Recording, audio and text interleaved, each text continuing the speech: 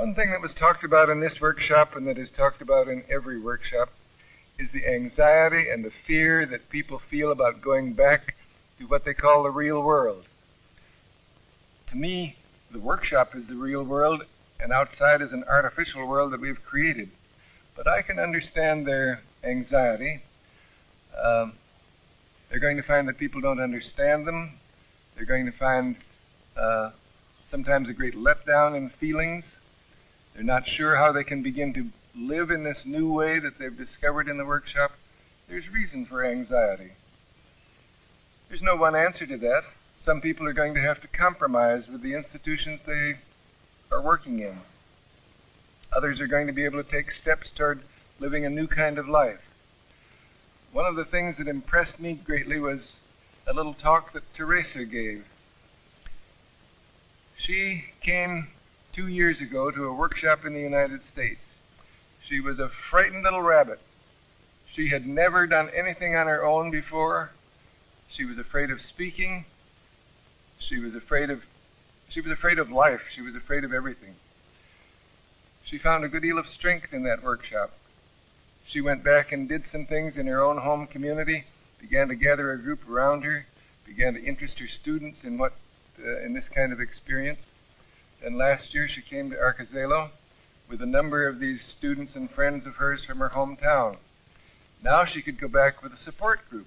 She had people she could talk to who understood her, who understood the experience she had been through.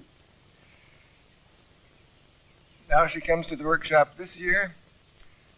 She's a strong professional woman who is carrying out all kinds of important activities in her home community. She has found a new life for herself. She's living in a new way. To me, it was a 2-year record of change and of really growth that was of extreme interest to the whole community as she told her story. And I don't know that every person will go through as satisfying a degree of change, but nevertheless her story had a great deal of meaning to me and to the whole workshop.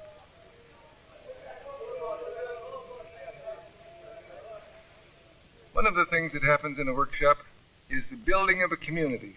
And I think that comes about through changes in persons and then through changes in the group.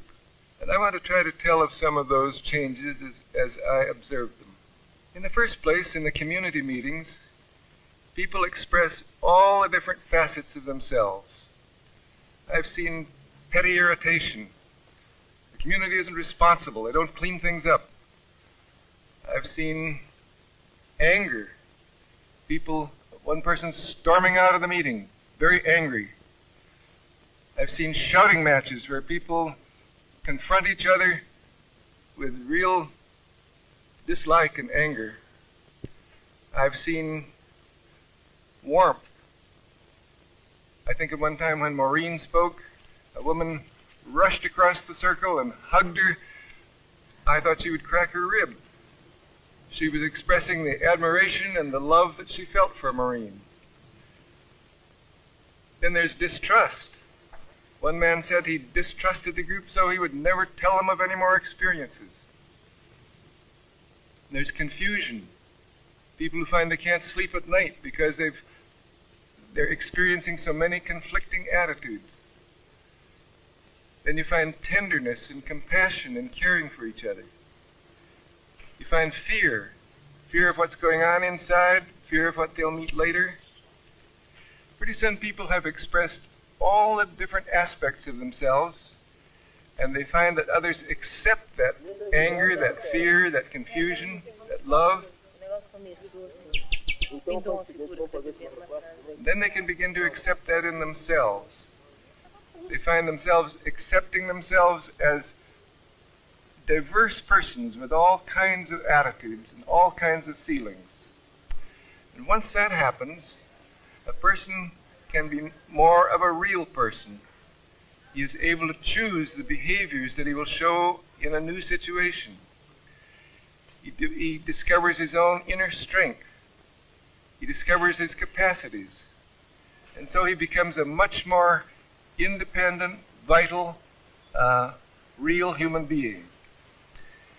Then that lays the basis for a sound community, because real persons can relate together in order to accomplish real tasks.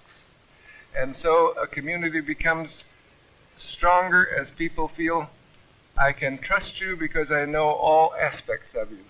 I don't just know your good side, I know your bad side too. And I like all of you. And so out of that begin to come the webs of a really strong community, a network that will last beyond the workshop itself. And this growth of a strong community spirit is something that I think, too, has implications for the future. It has implications for our survival. It gives people strength as they face the future.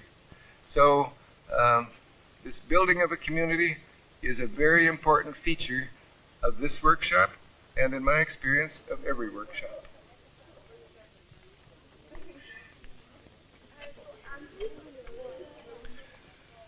One thing I realized very keenly is that this was not one workshop, it was 90 workshops.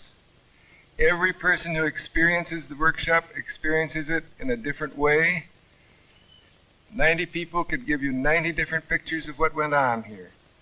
I've just tried to give you a little bit of what I saw, of what I experienced. So I asked myself, did I get what I came for myself personally? I think the answer is no and yes. Because I was not involved in the whole workshop, it didn't touch me as much personally as some other experiences have. I wasn't involved in a small encounter group. It didn't change me inwardly in any great degree. Yet in another sense, I found very much what I wanted when I came to the workshop. We had planted some seeds last year in the workshop here at Arcozelo. I came to see if it was possible that those seeds could be growing, that they would be taking on a Brazilian character, not an American character. And I found the answer to that was a very positive one.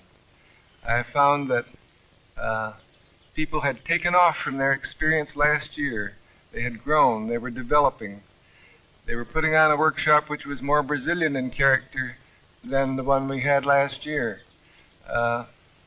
It makes me very happy to see that some of the seeds we planted are growing into strong Brazilian plants and are being nurtured and cared for and propagated by Brazilians. And I think that that shows that this is not just one simple phenomenon, but it's going to change and grow and spread throughout this country, just as it is spreading now throughout the world.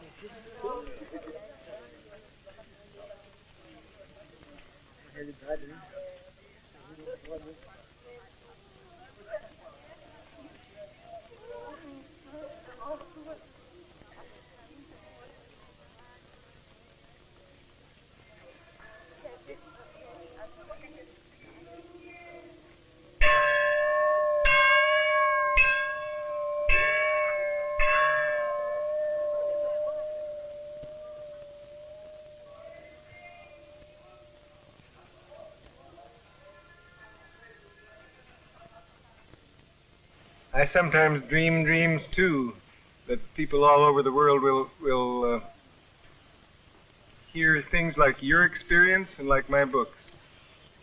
But I feel that that doesn't come about by trying to sell things. I try to express what's in me, just as you've tried to express what's in you, and that's what touches people.